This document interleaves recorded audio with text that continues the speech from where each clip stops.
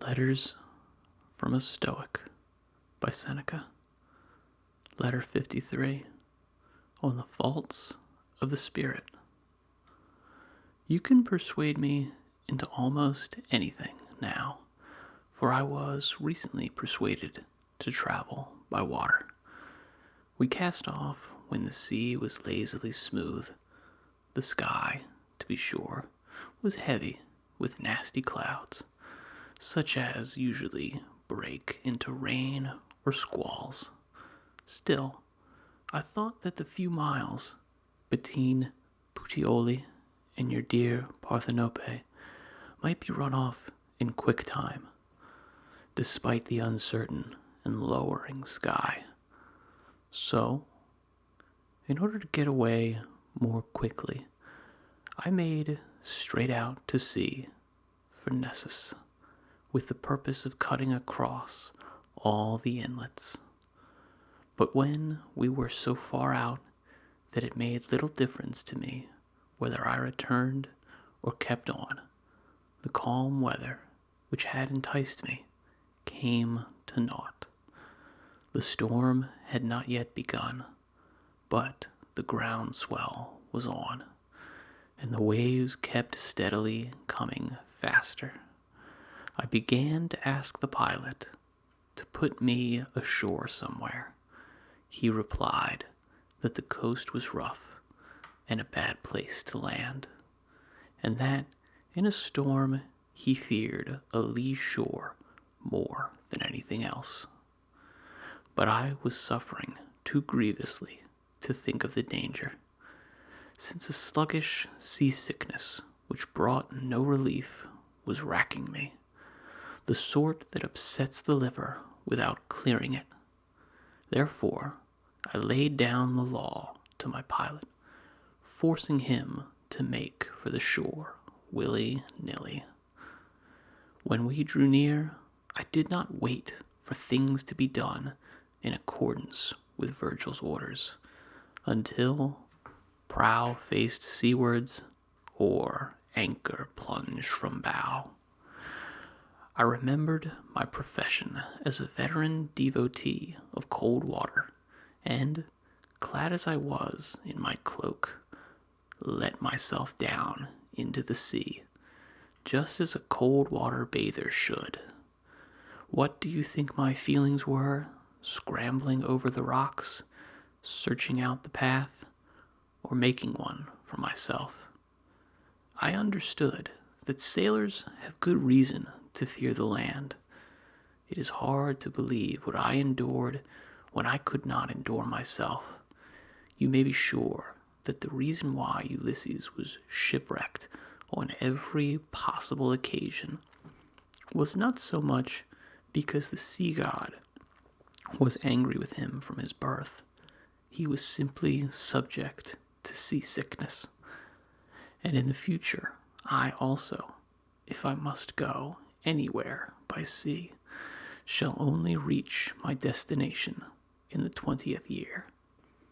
When I finally calmed my stomach, for you know that one does not escape seasickness by escaping from the sea, and refreshed my body with a rub down, I began to reflect how completely we forget or ignore our failings, even those that affect the body, which are continually reminding us of their existence, not to mention those which are more serious in proportion as they are more hidden. A slight ague deceives us, but when it has increased and a genuine fever has begun to burn, it forces even a hardy man who can endure much suffering to admit that he is ill. There is pain in the foot and a tingling sensation in the joints, but we still hide the complaint and announce that we have sprained the joint, or else are tired from over-exercise. Then the ailment, uncertain at first, must be given a name, and when it begins to swell the ankles also, and has made both our feet right feet, we are bound to confess that we have the gout. The opposite holds true of diseases of the soul. The worse one is, the less one perceives it. You need not be surprised, my dear, beloved Lucilius, for he whose sleep is light pursues visions during slumber, and sometimes, though asleep, is conscious that he is asleep. But sound slumber annihilates our very dreams and sinks the spirit down so deep that it has no perception of self. Why will no man confess his faults? Because he is still in their grasp. Only he who is awake can recount his dream, and similarly, a confession of sin is a proof of sound mind. Let us, therefore, rouse ourselves, that we may be able to correct our mistakes.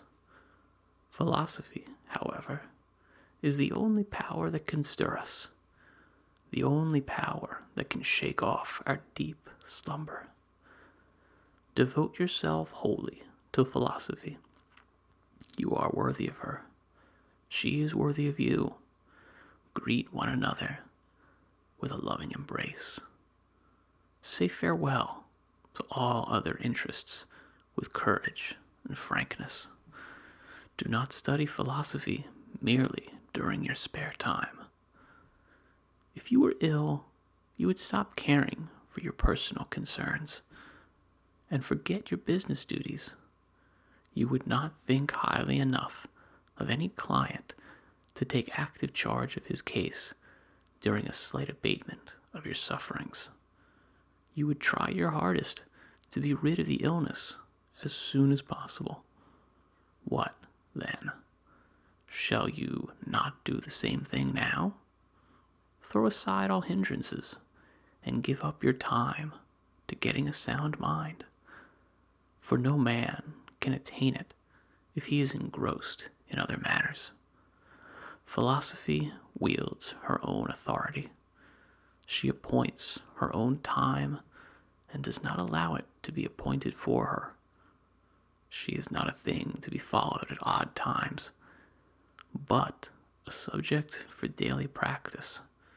She is mistress, and she commands our attendance. Alexander, when a certain state promised him a part of its territory and half its entire property, replied, I invaded Asia with the intention not of accepting what you might give, but allowing you to keep what I might leave. Philosophy likewise keeps saying to all occupations, I do not intend to accept the time which you have left over, but I shall allow you to keep what I myself shall leave. Turn to her, therefore, with all your soul. Sit at her feet. Cherish her. A great distance will then begin to separate you from other men. You will be far ahead of all mortals, and even the gods will not be far ahead of you. Do you ask what will be the difference between yourself and the gods? They will live longer. But, by my faith, it is the sign of a great artist to have confined a full likeness to the limits of a miniature. The wise man's life spreads out to him over as large a surface as does all eternity to a god. There is one point in which the sage has an advantage over the god, for a god is freed from terrors by the bounty of nature, the wise man by his own bounty. What a wonderful privilege to have the weaknesses of a man and the serenity of a god.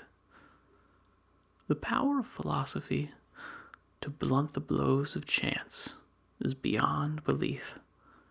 No missile can settle in her body. She is well protected and impenetrable. She spoils the force of some missiles and wards them off with the loose folds of her gown, as if they had no power to harm. Others she dashes aside and hurls them back with such force that they recoil upon the sender. Farewell.